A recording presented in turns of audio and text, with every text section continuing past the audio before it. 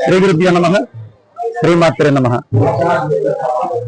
పర్వదినమైనటువంటి మహాశివరాత్రి శ్రీ బాలా త్రిపుర సుందరి పీఠంలో విశేషంగా ఉన్నటువంటి స్ఫటికలింగ దర్శనం కోసం వేలాదిగా భక్తులు విచ్చేయడం అనేది ఇక్కడ సాంప్రదాయం. స్ఫటికలింగం అని అంటే ఎందుకంత విశిష్టత అనే భావన మనలో కలుగుతుంది. స్ఫటికలింగం అంటేనే శివుని ఆత్మస్వరూపంగా చెప్తుంది. రావణాసురుడిని పరమశివుడిని ఏం కావాలో కోరుకుంటే నీ ఆత్మని లింగానగా నాకు ఇమ్మని అడిగారు ఆయన. ఆత్మకి మనిషికి ఉన్నటువంటి వ్యత్యాసం ఈ విషయంలో మనం తెలుసుకోవాలి. మనం లింగాన్ని చూడడం ఒక ఎత్తు అయితే సాక్షాత్తు భగవంతుడు అనేటువంటి పరమశివుడి ఆత్మని చూస్తే ఇంకా అదే మోక్ష మార్గం. కాబట్టి ఆ పరమశివుడు ఆత్మగా భావించేటువంటి స్ఫటికలింగాన్ని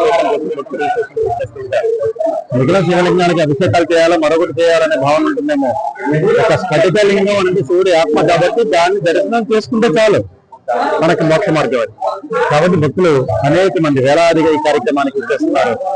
ఇక్కడ అంతా కూడా బాలకృష్ణ పీఠంలో ఒక గొప్ప విశేషం ఏంటంటే ఈ స్ఫటికలింగం సాధారణంగా ఎక్కడైనా మనం చూస్తుంటామేమో కానీ ఇక్కడ 1,00,000 లింగాలతో కూడుకున్నటువంటి గిరి మధ్య భాగంలో ఈ స్ఫటికలింగం ఉండడం అనేది విశేషం.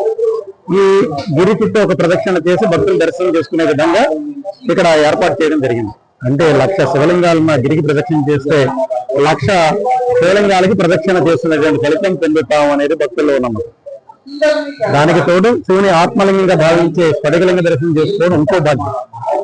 ఈ పీఠానంలోకి విచ్చేస్తే ఇక్కడ మహాశివరాత్రికి విశేషంగా రథానికి చెప్పిన మహాకుంభాభిషేకం నిర్వహిస్తూ ఉంటారు. ఇది ప్రాంగణంలో ఎక్కడి నుంచినైనా మనం కలిగించేటువంటి భాగ్యం కలుగుతుంది. కాబట్టి మహాశివరాత్రి పర్వదినాన్ని స్వామికి జరిగేటువంటి అభిషేకం కన్నులారా తిలకించడం కన్నా భాగ్యం ఏముంటుంది అనే భక్తుల ఆలోచన. కాబట్టి ఇక్కడ విశేషం.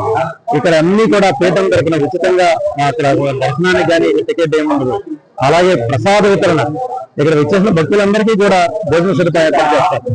దేవుడికి కూడా ఒక పైసా అనేది ఇక్కడ తీసుకోకుండా బ్రహ్మశ్రీ గిరిమెల్లి వెంకటరమణ శాస్త్రి సిద్ధాంతి గారు తమ పుట్టిన ఊరిని చరిత్రలో నిలపాలి అనే భావనతోటి విశేషంగా ఇన్ని ఆలయాల సమాహారాన్ని నిర్మించడం, భక్తులు అనేక మంది విచ్చేసి భగవత్ సంధానంలో పవిత్రమైనటువంటి రోజుల్లో భగవంతుడికి దగ్గరగా జరుగుతున్నటువంటి యోగ్యతను పొందడం అనేది భక్తుల అదృష్టంగా భావిస్తూ మరి కార్యక్రమాన్ని చేసినటువంటి భక్తులందరికీ కూడా ఆ భగవంతుడి అనుగ్రహం ఎల్లప్పుడూ ఉండాలని, వాళ్ళు చేసేటువంటి వృత్తి, వ్యాపార, వాణిజ్య, వ్యవసాయ, ఉద్యోగాది రంగాల్లో వారు, వారి పిల్లలు, వారి మనవలు అందరూ కూడా దినదిన ప్రవర్ధమానం చెందుతూ మంచి సమాజ నిర్మాణం కోసం హైందవ ధర్మం యొక్క గొప్పదనాన్ని చెప్పే ఉద్దేశంతో ఈ కార్యక్రమాలన్నీ కూడా నిర్వహిస్తున్నాం.